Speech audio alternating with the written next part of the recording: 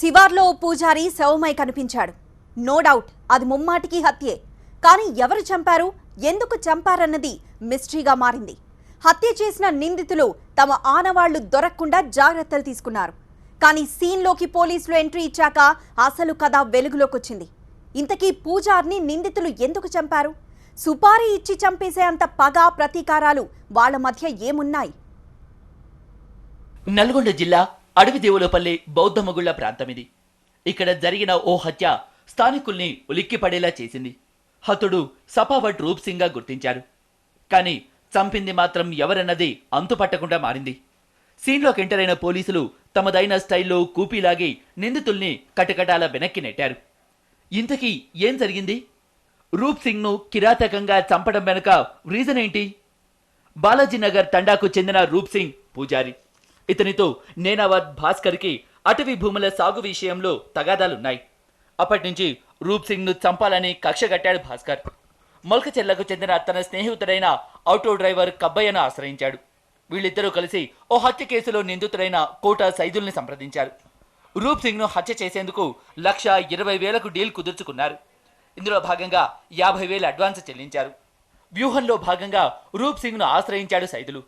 తాను అనారోగ్యంతో బాధపడుతున్నానని, పూజలతో నయం చేయాలని కోరాడు. అందుకు సరేనన్న రూప్ సింగ్ 25,000 ఇవ్వాలని కోరాడు. ముందుగా 18,000 సైదుల దగ్గర తీసుకుని పూజల కోసం ఆదివారం రావాలని సూచించాడు. ఈ క్రమంలోనే బౌద్ధమగుళ్ల సమీపంలోకి రాగానే ముగ్గురు కలిసి రూప్ సింగ్ ను దారుణంగా చంపేశారు. దత్తాత్రేయ టెంపుల్ తీసుకుపోతా, నీకు ఇబ్బందులు ఉంటాను కదా, ఆడ వేంత నీకు నయం చేస్తా, నువ్వు నా ఎంబడి రా అని చెప్పడం జరిగింది.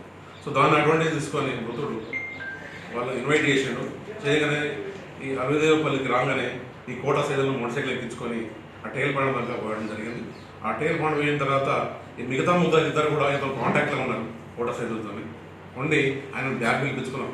బౌద్ధమగుళ్ళ ఏరియాలో ఎక్కడైతే మడ జరిగిందో ఆ ఏరియాకి బ్యాగ్ పిలిపించుకున్నాం. అక్కడ రాగానే ముగ్గురు కలిసి అతన్ని మృతుల్ని కత్తులతో పెడిసి వెంబడించి ఉరుకుతూ ఉంటే మృతులు ఉరుకుతూ ఉంటే బ్యాగ్ ఉరుకుతూ ఉంటే కూడా కత్తులతో పొడిచి బండతోని తల మీద కొట్టి చంపడం జరిగింది. ఆస్తి తగాదాలతోనే రూప్ సింగ్ ను చంపారని బాధితుల బంధువులు ఆవేదన వ్యక్తం చేశారు. తమను కూడా చంపేస్తామని బెదిరించిన నిందితుల్ని కఠినంగా శిక్షించాలని వేడుకున్నారు. నేనావత్ భాస్కర్ ఈ సపాటు రూప్ సింగ్ మధ్య వైరం పెరిగినది. అయితే అట్టి విషయంలో డిఆర్ఓ గారికి కానీ డిఎఫ్ఓకి కానీ వాళ్ళు ఫిర్యాదు చేయడం జరిగింది. దాని విషయంలో డిఆర్ఓ గారు గ్రామ పంచాయతీలో విజిట్ చేయడం జరిగింది. విజిట్ చేసిన తర్వాత కొంతమందిని అడగగా పురాతనంలో సపాట్ సుమాని అనే వాళ్ళదు ఉండేదని చెప్పడం జరిగింది. అట్టి విషయాన్ని మేము పరిష్కరిస్తాం అని చెప్పి వాళ్ళు డిఆర్ఓ గారు కంప్లైంట్ ఫిర్యాదు తీసుకుని పెద్ద మనుషులని పరిష్కరించుకొని వెళ్ళడం జరిగింది. తర్వాత ఆ కక్షాసారంగా నేనావత్ భాస్కర్ అనే వారు కిరాతకంగా ఒక కాంట్రాక్టర్ను ఒప్పందం కుదుర్చుకొని ఆయన్ను బౌద్ధమగుళ్ళ దగ్గర హతమర్చడం జరిగింది. ఫారెస్ట్ అడవి దాని గొడవ అయింది.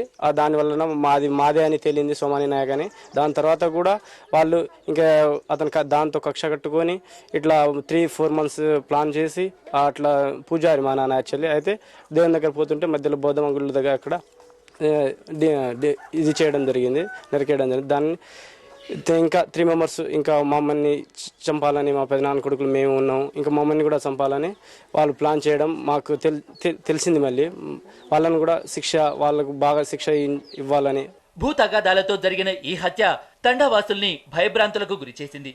దీంతో ఎప్పుడేం జరుగుతుందోనన్న ఆందోళన మొదలైంది. అయితే నిందితులు బయటకొస్తే మరిన్ని హత్యలు జరుగుతాయని హడలిపోతున్నారు.